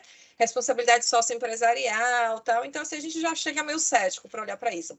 Mas me parece um movimento diferenciado agora no sentido de que as empresas percebem que a sustentabilidade delas, econômica, a médio prazo, eu nem digo longo prazo, está comprometido, né? E acho que no Brasil a gente fala um pouco menos sobre isso, porque a gente fica tranquilizado pelos recursos que a gente tem, mas a gente está vendo os movimentos lá fora de toda uma geração que está fazendo protestos do tipo, parem tudo, que o que importa agora é se vocês não estão, né, o purê de batata, vocês estão vendo o molho de tomate jogado nas obras de arte. Isso é uma geração que está muito preocupada com o futuro dela, de seus filhos, e que são consumidores e que vão priorizar negócios socialmente responsáveis e tal. Então, ambientalmente responsáveis. Então, a gente está vendo essa tendência. Sobre o Brasil, a gente tem ainda alguns limites para esses negócios híbridos, porque, como eu falei, surge nas organizações internacionais essa ideia de você usar recurso público, da ajuda pública internacional para subsidiar investimentos privados, E aí a gente vai ver vários formatos de subsídio. A OCDE cita 5, eu não vou saber dizer os 5 agora, porque são bem específicos, mas assim, uns dizem respeito a um co-investimento mesmo, então investimento direto estrangeiro, no qual a ajuda pública internacional entra junto como investidor direto, como composição de fundos de investimento, então a ajuda pública entra no fundo de investimento para diminuir o risco, para fortalecer aquele fundo. Tem modelos que a ajuda pública entra como securitização, então eles entram, olha, você vai fazer um investimento ali tal em energia renovável em Gana, e se não der certo, por conta de 1000 fatores aí de risco, a gente banca, né? A gente funciona como um seguro. Então, tem alguns formatos, você trabalha com 5 principalmente, eu posso depois passar para vocês, mas, além desses formatos, utilizando ajuda pública internacional, a gente tem visto formatos nacionalmente. Então, aqui no Brasil, por exemplo, a gente tem um caso do Vivendas. É um projeto que foi feito em parceria com o Itaú, que era de empréstimos a gente tem visto muito projeto assim, empréstimos sem juros ou com um prazo de carência para pagar enorme para reformas de casas ali na periferia de São Paulo. Aí tem investidores, hoje já tem vários investidores do mercado que estão investindo no Vivendas, mas só foi possível por conta de capital filantrópico que entrou, doações que entrou, e aí ficou interessante para os investidores normais de mercado também investirem naquele projeto. E hoje já é um projeto que circula muito dinheiro, já tem muita gente investindo nesse negócio social, mas que só foi possível porque o capital filantrópico entrou primeiro, né? Então, são empréstimos para pessoas muito pobres, mas assim, com prazo, eles ganham na quantidade, né? Ganham na quantidade, que só foi possível por conta da entrada do capital filantrópico. O BNDES lançou um edital para pensar, Anderson, como fazer esses mecanismos de usar recursos públicos com recursos privados para promoção de negócios sociais no Brasil. Então, assim, a sua pergunta, o BNDES está tentando ainda responder, né? Como desenhar essas ferramentas? Como desenhar essas ferramentas? Vale a pena dar uma olhada lá no edital do BNDES, no site do BNDES, bota lá BNDES Blended Finance, porque você vai ver que são em 3 campos, tem economia criativa, desenvolvimento sustentável, e tem um terceiro agora que eu não lembro, e ver quem é que está ganhando, quais são os projetos, quais são esses desenhos de ferramentas que foram sugeridos, né? Para você já ter uma ideia. Mas, em termos da utilização de recursos internacionais, o INOCAS. Eu cito o exemplo do INOCAS. O que é que o INOCAS fez? Bateu na porta da União Europeia. Tem um projeto assim para gerar biodiesel, gerar sequestro de carbono e depois, né, vender no mercado voluntário, no mercado institucional. Eu queria saber se vocês podem doar. E a União Europeia entrou, o BID, a mesma coisa. Então, batendo na porta. Eu vejo que tem um interesse. Se você olhar no site da OCDE, você só vai encontrar a experiência do INOCAS no Brasil. No continente africano, tem muitas, por uma série de razões. Uma delas é que a filantropia funciona muito forte no continente africano. Então, a Fundação Bill e Melinda Gates, um monte de fundação internacional, principalmente. Aqui no Brasil, a gente não tem essa realidade. E aí, com o capital filantrópico, é muito mais fácil, né? Em termos burocráticos, de você casar ali com um investidor privado e fazer o investimento. No Brasil, só para vocês terem uma ideia, essa regulamentação de como usar recurso público com recurso privado está sendo discutida por um grupo que chama o Lab de Inovação Financeira, que é financiado pelo BID e pelo GIZ, e que aí está ali a Comissão de Valores Imobiliários, está ali o BNDES, está ali o Ministério de Ciência e Tecnologia, tentando ver como regulamentar isso no Brasil, porque a gente tem uma série de dificuldades. Tem um documento que fala um pouco sobre essas dificuldades de utilização de recursos públicos para subsidiar o setor privado aqui no Brasil, esses, né, empreendimentos sociais aqui no Brasil. Eu vou pegar aqui o link e já passo para vocês. É um primeiro documento que mostra que, por exemplo, né, a gente tem aqui no Brasil uma legislação que as empresas que doam recursos para projetos sociais, elas têm um desconto ali no imposto delas, né? Mas, segundo acho que é o TCU, não lembro agora, ela entende que se esse recurso depois é utilizado para um investimento de empresa privada, isso já significa ali um problema, porque como é que a empresa doa para um projeto social e isso vai gerar isenção para ela, e depois esse recurso é utilizado até por uma fundação dela mesmo para um investimento no negócio social, né? Um investimento privado. Então, é como se você tivesse um desvio ali. eu ganho um desconto porque eu investi no projeto social, mas, na verdade, isso vai dar lucro, porque os empreendimentos sociais são empreendimentos que buscam gerar lucro, né? Como você falou, de cunho social, mas não apenas o lucro, né? Na verdade, o resultado social vem na frente, mas os empreendimentos sociais precisam ser autossustentáveis financeiramente. Então, a resposta é, aqui no Brasil a gente ainda está desenhando essas ferramentas, o BNDES vem se dedicando a isso, mas em relação ao acesso a recursos internacionais, eu citei, por exemplo, a Norfund, que é uma agência da Noruega que vem trabalhando com financiamento de projetos nessa perspectiva das cadeias produtivas sustentáveis, né? Então, contactar a Norfund seria um caminho, por exemplo, né? Acho que em relação às organizações internacionais, tem uma demanda reprimida. Eu diria que tem uma demanda reprimida, porque tem uma pressão muito grande do fortalecimento desses negócios híbridos, né? Desses mercados, dessas cadeias produtivas sustentáveis. E aqui no Brasil, como eu disse, no site da OCDE, vocês vão encontrar o Inocas, de exemplo. Agradeço a sua resposta, professora. Primeiro, assim, fico feliz porque nós estamos pensando na ponta, né? Já que está todo mundo pensando agora nisso no Brasil, isso é uma coisa que a gente vem pensando há 2 anos, mais ou menos, como gerar mecanismo para que a gente possa também, ao mesmo tempo que eu fortaleço a economia do Estado, eu resolvo o problema social. Então, isso é extremamente interessante, esses negócios híbridos ou empreendedorismo social. Uma das ideias pensadas foi fundo FIP, né?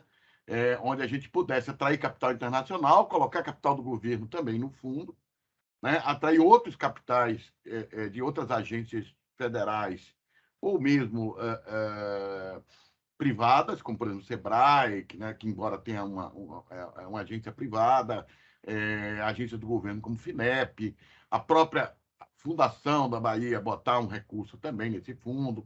Então, você criar um fundo desse, e aí você criar regras, né, que aí atrairia o capital internacional, onde prioritariamente você deveria financiar empresas que fossem de empreendedorismo social, tá? ou híbrido, ou negócio híbrido, como você coloca. Uhum. Então, eu vou dar uma olhada lá na página do edital do BNDES, eu não vi esse edital, até porque talvez não seja a minha área mais de dia a dia, de foco. Uhum. Mas eu vou dar uma olhada lá. Agora, eu queria que a senhora me lembrasse, a senhora falou de um laboratório de inovação financeira. Sim. Mas aí eu não anotei o nome onde a gente pode buscar essas informações dele. Deixa eu só compartilhar o link, só um minutinho.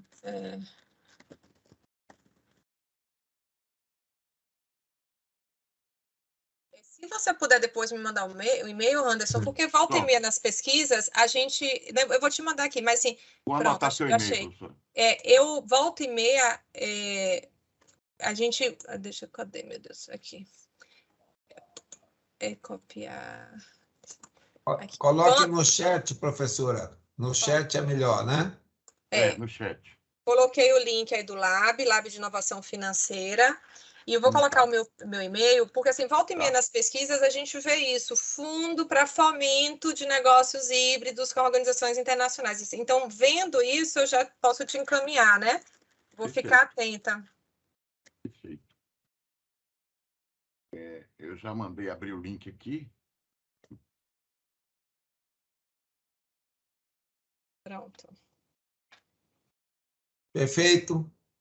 Anderson, eu acho mais que é algum, isso. uma eu acho que é questão? isso. Agradecer mais uma vez a professora pela brilhante exposição e dizer que a gente vai abusar a senhora um pouquinho. Fique à vontade. Muito bem. Gente, mais alguém quer fazer um comentário, uma pergunta à professora Elisa? Por favor.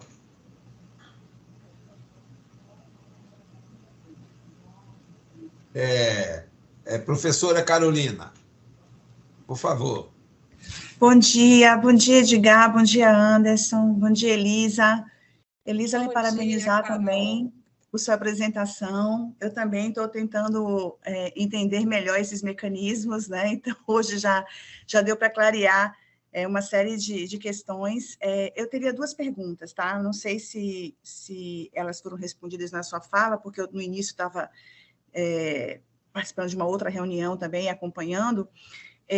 Mas eu também estou preocupada com a ponta, né, lá com os municípios. Então, a gente viu que a participação dos municípios tem crescido, né, mas eu entendo que tem crescido através das redes, né, das redes de municípios, e municípios também de maior porte, eu imagino. A gente tem na Bahia uma situação bem singular, que é uma esmagadora maioria de municípios de pequeno porte, né, e que, inclusive, sem corpo técnico, para poder fazer projeto e acessar esses recursos.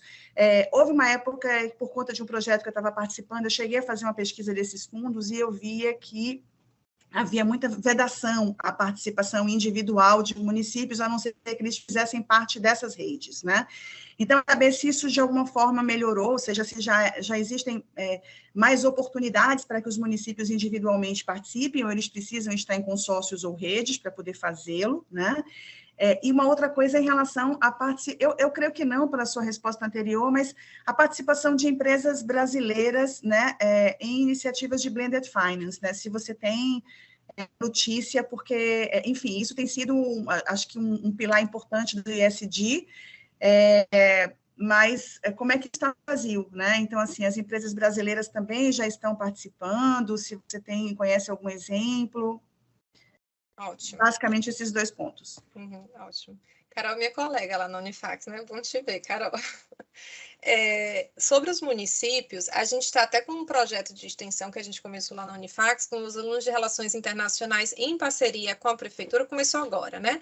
Está monitorando editais de organizações internacionais para municípios. A gente tem visto, como ele está começando agora, não era uma coisa que era foco da minha pesquisa, mas a gente tem visto financiamentos, principalmente de cooperação técnica para município, e pede assim, tem sempre aquela governança que pede outros stakeholders, ONGs, por exemplo, então, ONG, mas redes não tanto. O que eu tenho visto é está crescendo muita possibilidade de participação em redes. Salvador mesmo está na C40, né? Então, assim, redes de municípios, e aí eu acho que é uma primeira estratégia que esses municípios deveriam adotar, entrar nessas redes, porque é dali que eles têm acesso aos recursos. A Prefeitura de Salvador hoje tem um escritório de cooperação internacional para o desenvolvimento, que está crescendo, né? Está ganhando mais e mais autonomia, se envolvendo numa série de projetos, a partir, eu diria, dessa inserção nessas redes, principalmente, porque acaba que uma coisa leva a outra, né? Você fica ali naquele circuito dos financiamentos.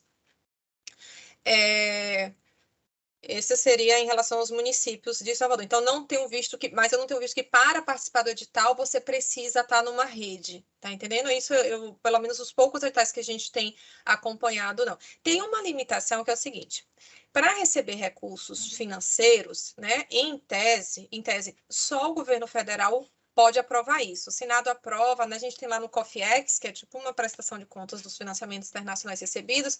Então, assim, o governo da Bahia, o município de Salvador, quer receber o recurso, passa ali pela aprovação do governo federal, que é quem tem personalidade jurídica para estar assinando esses acordos. Mas, assim, volta e meia eu sei de alguma forma alternativa que tem se encontrado pelos consórcios, o consórcio do Nordeste, por exemplo, por aí vai.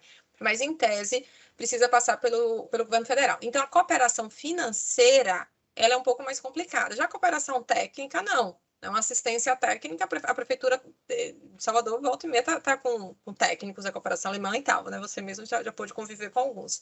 Então, eu diria que o melhor caminho é esse, sabe? Entrando em redes, se candidatando a participar dessas redes de cidades. Eu não sei se tem de estados, eu não vi ainda, talvez valha a pena até para o estado da Bahia também estar olhando isso, eu sei. Entrando nessas redes e começando a receber a cooperação técnica, e a partir daí ver também possibilidades de ajuda financeira, que é mais complicado, como eu coloquei, por conta do ente jurídico mesmo, né? Sobre blended finance no Brasil, como eu comentei, aqui no Brasil ainda é bem incipiente. Se você olha pelo site da OCDE, que é quem tenta fazer essa parte de estatística, de compilação e divulgação das estatísticas, só aparece o case da Inoca, que é o case que eu apresentei aqui, que é voltado para a produção de óleo, biodiesel e sequestro de carbono, né? Mas o interesse cresce. Eu já vi também um case, aí foi no artigo acadêmico, de produção agroecológica na Amazônia, um blended finance. Não tá, esse a gente não encontra na OCDE, mas eu encontrei no estudo acadêmico que foi um caso que não deu certo, eles tentam analisar por que não deu certo, né? E aí envolvia a cooperação alemã também. Eu teria... esse é o cachorro arranhando a porta, ele está querendo entrar no quarto. Mas a gente vê muito mais Blended Finance em lugares que tem uma cultura da filantropia. A gente tem na África, que tem as entidades filantrópicas, como eu coloquei, Bill e Melinda Gates e todas essas fundações, é muito mais fácil para eles fazerem Blended Finance. Aqui no Brasil, a gente tem cases de Blended Finance com filantropia. Você tem o caso do Vivendas, por exemplo. Então, tem crescido esse apelo à filantropia, mas uma filantropia que, em vez de doar para algum projeto social, eles financiem esses negócios híbridos, né? Então, o caso do Vivendas, que eu citei em São Paulo seria um deles. Mas ainda no Brasil, ainda é incipiente, como eu te falei, o LAB, ele vem tentando discutir a regulamentação disso, muita discussão com o TCU, com o governo brasileiro, e participação da GIZ, do BID, para tentar regulamentar isso do casamento de recurso público e privado, que no Brasil, historicamente, é meio problemático, né?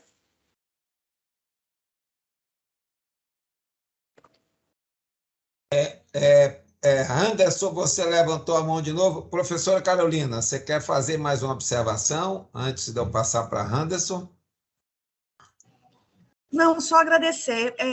Eu acho que essa questão das redes é uma coisa para a gente estudar também, porque elas também são meio fechadas para municípios de muito pequeno porte, né? E às vezes elas são muito específicas. Então você tem as redes para mudanças climáticas.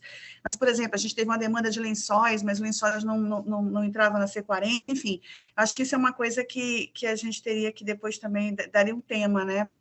Para se desenvolver. Sim, bom né? Tema, Carol. Ou até, de repente, através dos próprios consórcios municipais, né? Que aí já seria mais fácil. Mas não, lhe agradecer, estou satisfeita. Vou ficar atenta a isso também, né? Ficar atenta Okay. nas pesquisas surgir isso. Ok, Anderson, fica à vontade. Então, vamos lá. Primeiro, cumprimentar minha colega Carol, que já não subiu há algum tempo, né?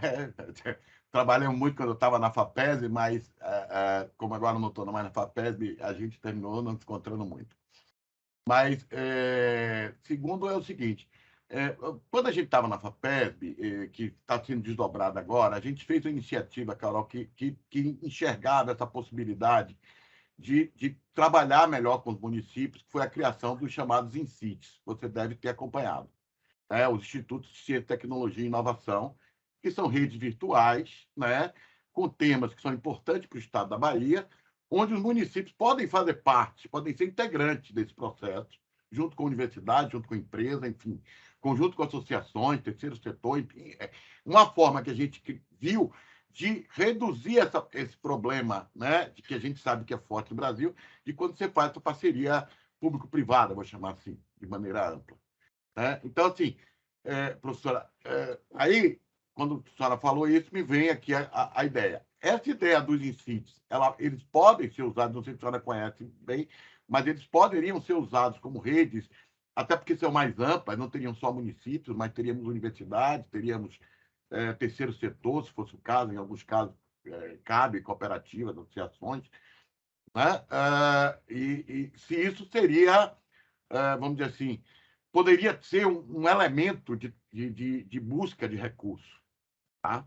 Embora sendo virtual, mas aí você faria por uma universidade ou por um município, por um desses membros do INCIT. A outra coisa também que a gente fez, e parece que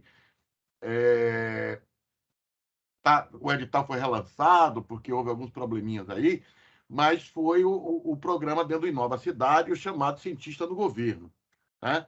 Que é exatamente isso que a professora Carolina trouxe, que a gente identifica que os governos, principalmente os municípios menores, eles não possuem técnicos habilitados para geração de projetos. Tá? Então, essa ideia do cientista do governo, ela é para gerar projeto e para resolver problema local. Então, necessariamente, o problema local, às vezes, nem se pode fazer um projeto que se desconhece.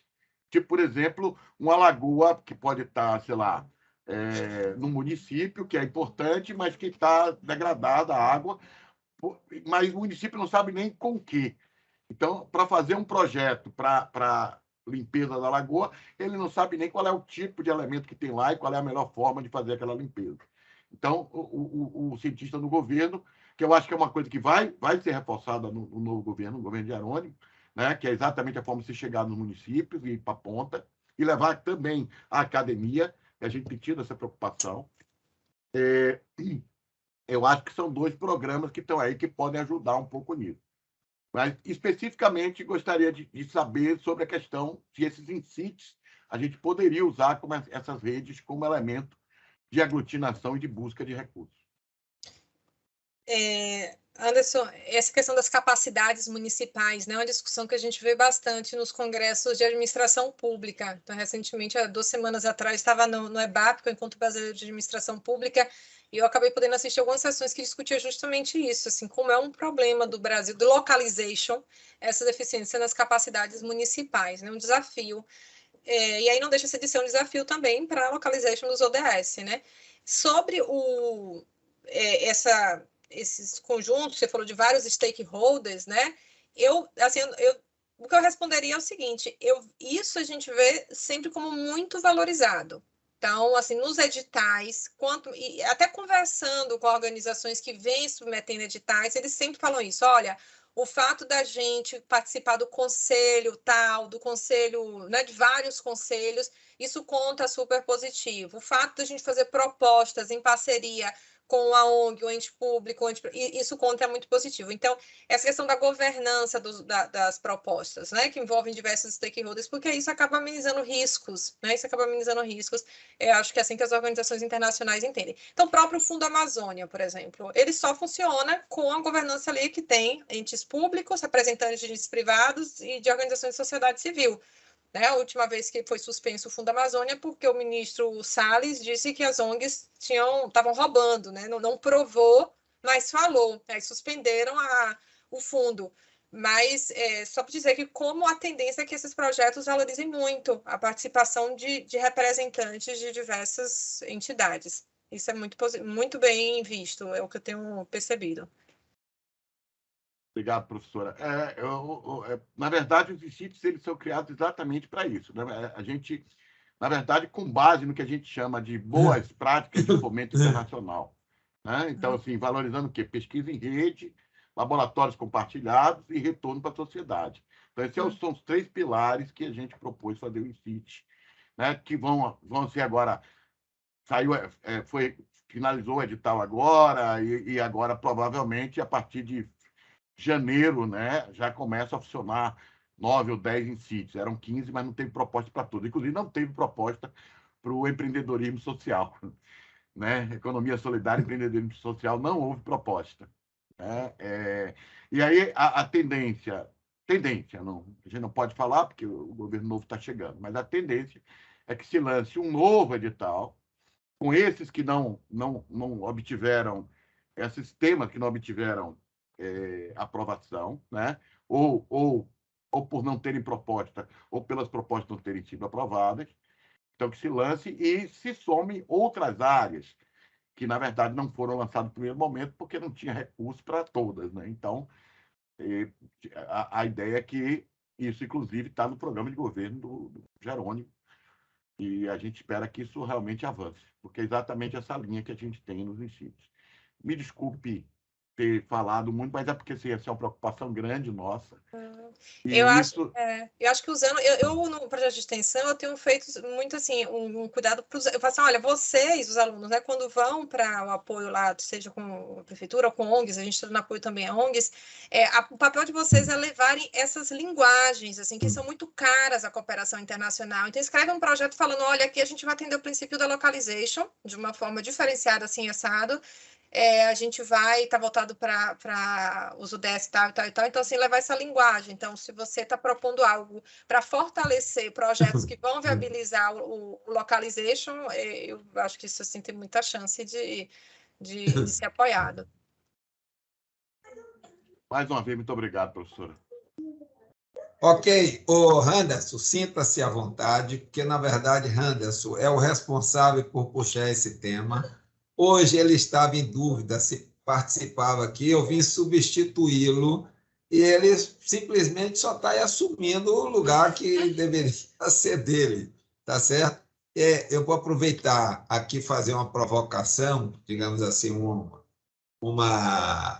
quem sabe, para a gente exercer muito a necessidade da gente ver as coisas de forma transversal, não fragmentada, aproveitar a Carolina, que está aqui presente, e outras pessoas que também aqui estão, que algumas eu não consegui identificar, mas que é o seguinte, veja, a gente sabe das dificuldades dos municípios, a gente sabe que as questões ambientais e outras questões, vários temas, eles não ficam circunscritos aos municípios, que as questões são regionalizadas, que, a depender do tema, essas regiões têm abrangências territoriais diferenciadas, não é?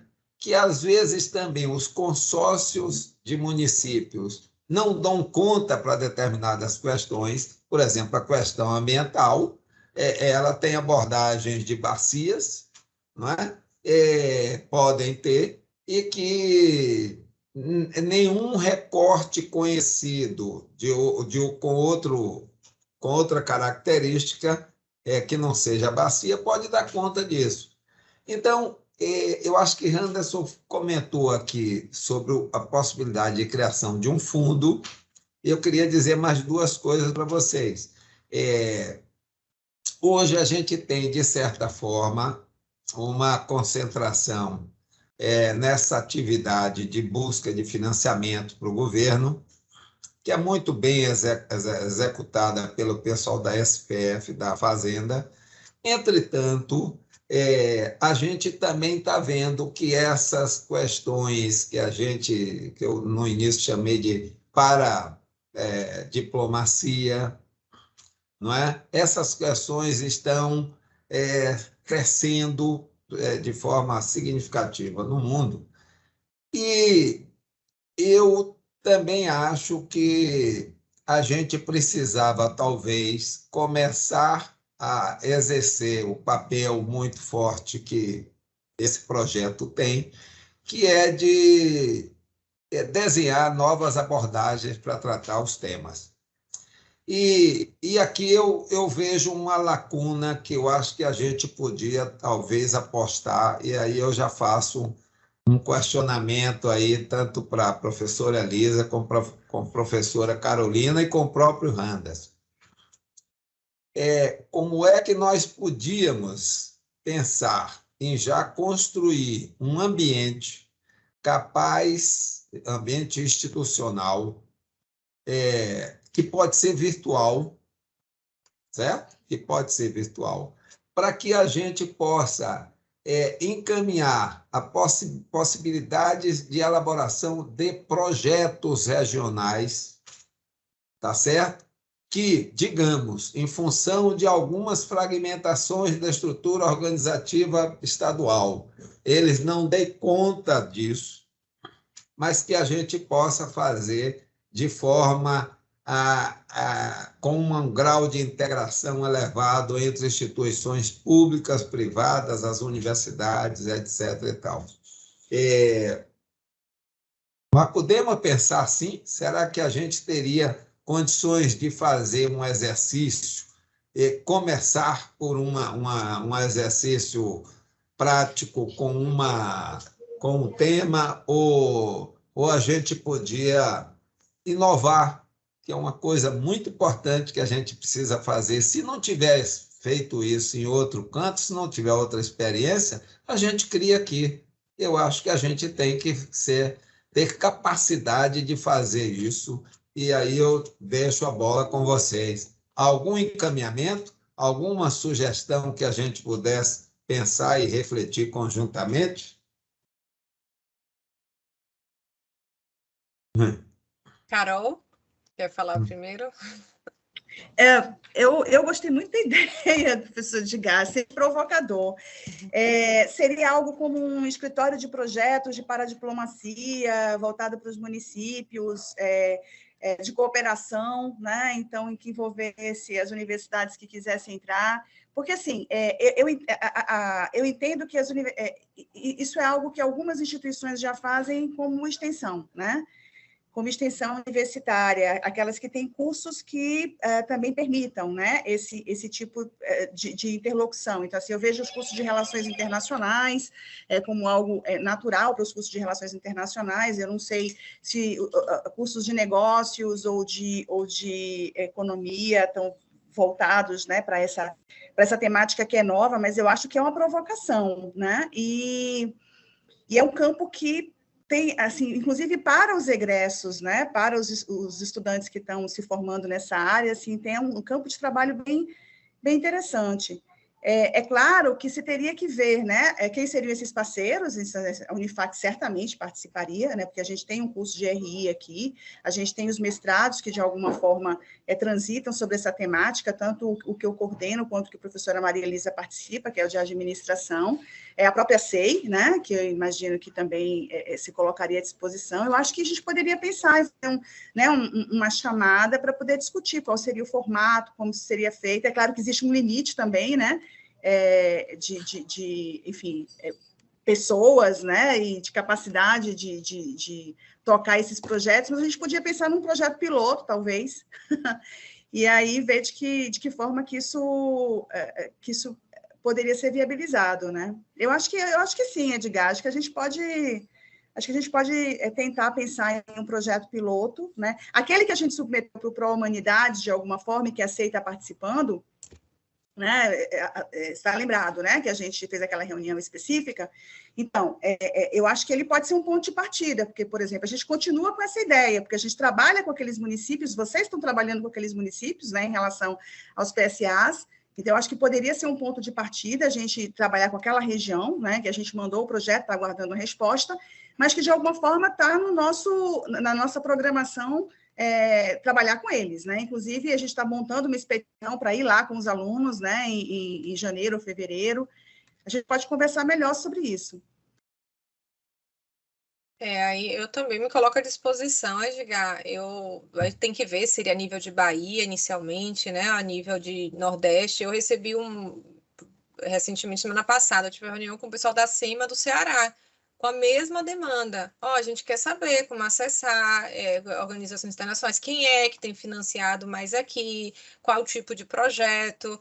Então, assim, acho que estamos todos na mesma intenção, né? Então, vai ser uma coisa nível de estado, nível de alguns estados vizinhos do Nordeste, mas eu acho que tem muita demanda, muito interesse, tanto de municípios quanto estados. Eu vou, assim, eu acho que, veja, se pode, nesse primeiro momento, criar uma rede, né, uma primeira rede que pode estar ancorada nesse projeto que a SEI já apresentou junto com a Unifac, e talvez tenha outros parceiros, e até trazer outros parceiros para dentro dessa rede, Carolina, não sei como é que se pensa, e se criar o embrião do INCIT de Economia Solidária e Empreendedorismo Social, que tem recurso na ordem de 2 milhões, quer dizer, é um recurso razoável, né? E que se pode sair com 2 subprojetos. A ideia do INCIT não é que ele vai resolver tudo, mas você sai com 2 subprojetos, um voltado para o empreendedorismo solidário, né? E tipo financiamento para o empreendedorismo solidário e tal, que vai passar nessas relações internacionais, e um outro da economia solidária, voltado mais para uma ação de economia solidária. Então, eu penso que o INCIT pode ser uma boa saída para isso, porque ele seria uma rede. Nesse caso, sei lá, o Unifac pode ser a coordenação dessa rede. Aí são os parceiros que vão discutir, vocês se resolvem entre vocês, né? E a gente ser essa preliminar de uma proposta que não teve, deu vazio, né? E que eu acho que pode ser bem aproveitada se a gente pegar recursos para fazer isso, né? É uma sugestão. Outra sugestão interessante, Edgar, que assim, a área de alimentos, né? Que também vai para a gente pensar, tá? Então, a gente tem alguns projetos do semiárido voltados para a área de alimentos, aquele edital do semiárido, Carolina, você lembra dele? Da CAPES, né? A gente está tendo alguns resultados bacanas, né? Ali naquele projeto. Inclusive, estamos apresentando aqui no Pensar Bahia, na área de alimentos. E, só para a notícia, Edgar, ontem eu estava no site FAPEC, fui buscar o resultado dos INCITs, que eu estou ansioso por esse negócio. E quem ganhou o INCIT foi a UESB, com aquele menino coordenando, o menino que também coordena o semiárido, a parte de tecnologia de alimentos. Tá?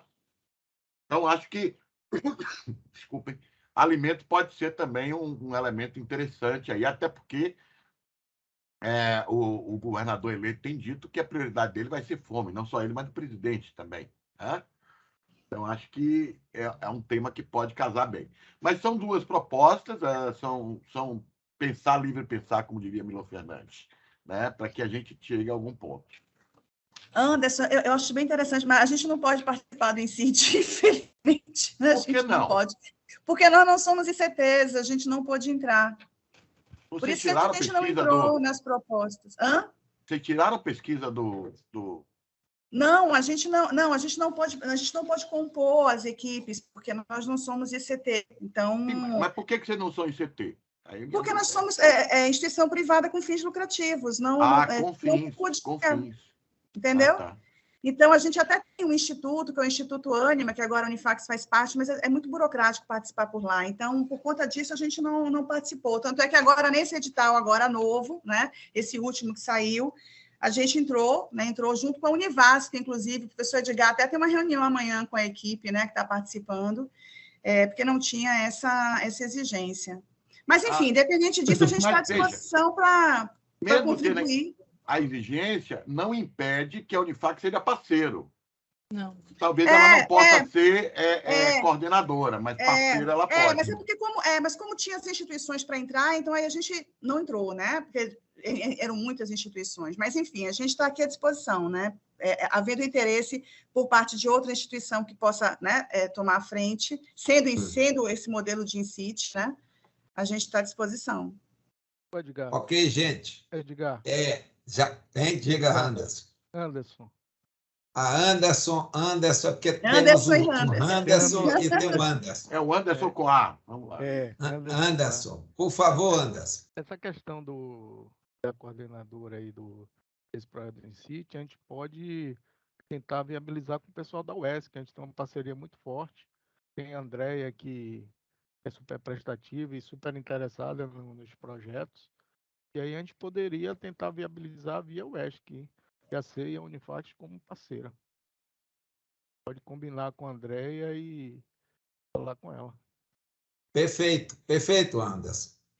Repare, nós temos vários caminhos que nós podemos ir seguindo, sempre na perspectiva de construir algum ambiente capaz de dar conta desse desafio. Nós temos o projeto aqui, Regiões Integradas, que o objetivo é criar um ambiente para elaboração de projetos, pode ser um caminho. Nesse projeto aí nós temos Cimatec, nós temos a SEMA, o INEMA, a Universidade de Santa Cruz e outras universidades, a UESB, a UNEB, e eu acho que a gente podia...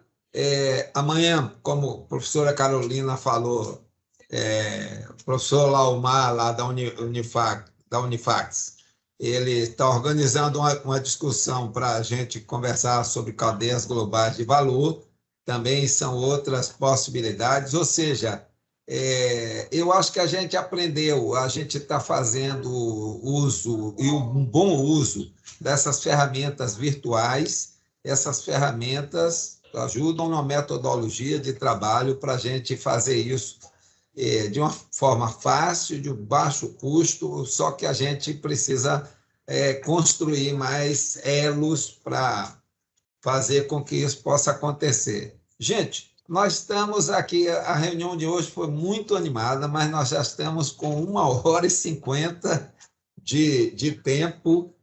Normalmente a gente faz essas reuniões em 1h30, mas já estamos começando a fazer transversalidades, né? O que é uma coisa muito boa. Então, talvez a gente pudesse ficar atentos aí para caminhar com esses essas alternativas, sempre pensando em ver como é que a gente encontra as soluções mais inovadoras, mais adequadas. Mas acho que tem uma lacuna que a gente precisa preencher nesses aspectos. Professora Maria Elisa, foi excelente a sua apresentação, ótimo, você nos trouxe informações e conhecimento muito importantes. Como disse o professor Anderson, nós vamos ainda lhe procurar muito. Acho que nós temos nesta área aí também alguns caminhos que nós podemos trilhar sobre essa possibilidade de também ter um ambiente capaz de pensar nessas oportunidades de financiamento aqui, não é? Podemos até consultar o pessoal da SPF, lá dessa fazenda, para saber se a gente pode fazer isso associado com eles, ou a gente pode criar também os caminhos nossos alternativos. Acho que a professora Elisa, a professora Carolina, o Anderson, que tem uma experiência aí vastíssima com a FAPESB, acho que a gente pode trabalhar juntos, né? Porque Anderson, a gente conversa muito e a gente tem em mente o seguinte: nós precisamos de fazer transformação. Nós temos um desafio de um país e de um estado com grande desigualdade ainda. Nós temos pobreza para se enfrentar e nós temos que gerar riqueza também, né? Porque nós precisamos fazer com que a economia cresça e gere empregos, e a gente precisa fazer isso de forma a preservar o ambiente. Então, o desafio não é pouco, mas acho que é muito bacana trabalhar juntos. E também eu acho que a gente aprendeu, né? Sozinhos nós não fazemos nada, a gente tem que trabalhar juntos.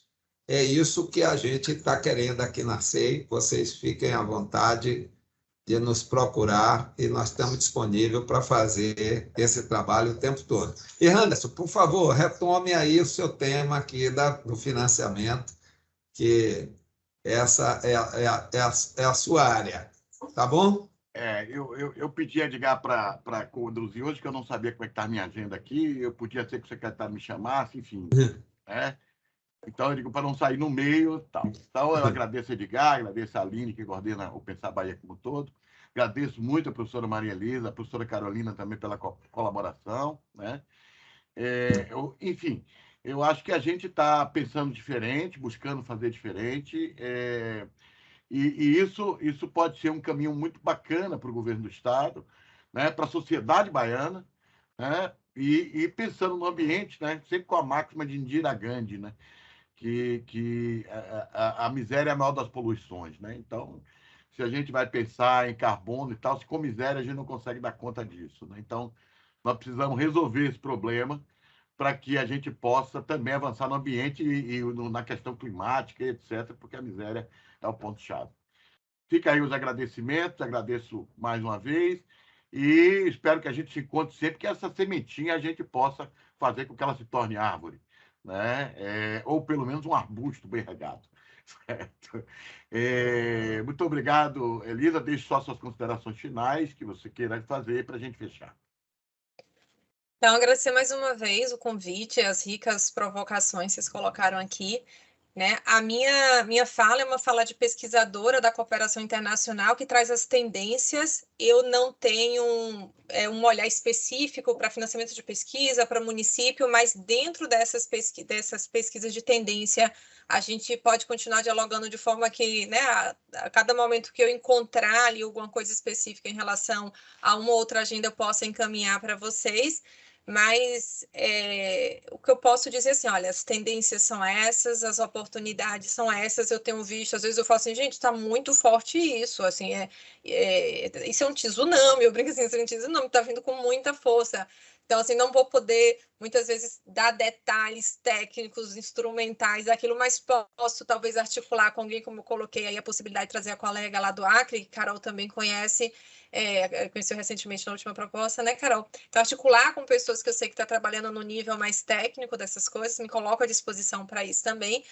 E como pesquisadora é isso que a gente está vendo, né? Eu lembro muito de Cal Polanyi, quando ele discute o sistema capitalista, como ele transforma mercadorias fictícias da natureza em mercadorias reais. A gente está aí agora, já passamos pela mercantilização da terra, a mercantilização do trabalho, tudo sendo regulamentado, né, ao longo da história, e agora a gente está aí pegando a mercadoria fictícia A e transformando na mercadoria real. O Brasil tem uma potencialidade enorme em relação a isso, a gente está vendo crescer com muita força, temos aí muitas vantagens competitivas a nível internacional nesse campo, né? Então, tentar aproveitar de alguma forma, mas também participar das discussões de regulamentação e pautar um pouco essa discussão, acho que dentro do que for possível. Eu me coloco aí à disposição, então, para essas frentes, viu? Meu contato está aí, mas fiquem muito à vontade. Ok, professora. Obrigado, gente. Boa, excelente manhã a gente teve hoje aqui. Tchau, tchau, gente. Prazer, obrigada. Tchau, tchau.